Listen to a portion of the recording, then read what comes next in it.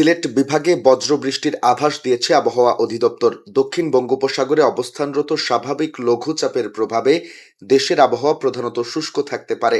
সেই সঙ্গে 6 বিভাগে হালকা বৃষ্টি বা বজ্রবৃষ্টির সম্ভাবনার কথা জানিয়েছে বাংলাদেশ আবহাওয়া অধিদপ্তর। রোববার সন্ধ্যা 6টা থেকে পরবর্তী 120 ঘন্টার পূর্বাভাসে এই তথ্য জানা গেছে আজ সোমবার সন্ধ্যা 6টা থেকে পরবর্তী 24 ঘন্টা রংপুর, ময়মনসিংহ, খুলনা, বরিশাল, চট্টগ্রাম ও সিলেট বিভাগের দু এক জায়গায় বৃষ্টি অথবা বজ্রবৃষ্টি হতে পারে। এছাড়া দেশের অন্যত্র অস্থায়ীভাবে আংশিক মেঘলা আকাশ সহ আবহাওয়া শুষ্ক থাকতে পারে। সারা দেশে দিনের তাপমাত্রা প্রায় অপরিবর্তিত থাকতে পারে এবং রাতের তাপমাত্রা সামান্য কমতে পারে। আগামীকাল মঙ্গলবার সন্ধ্যা 6টা থেকে পরবর্তী 24 ঘন্টা অস্থায়ীভাবে আংশিক মেঘলা আকাশ সহ সারা দেশের আবহাওয়া শুষ্ক থাকতে পারে। সারা দেশে দিন এবং রাতের তাপমাত্রা সামান্য বাড়তে পারে। বুধবার সন্ধ্যা 6টা থেকে পরবর্তী 24 ঘন্টা অস্থায়ীভাবে আংশিক মেঘলা আকাশ সহ সারা দেশের আবহাওয়া শুষ্ক থাকতে পারে।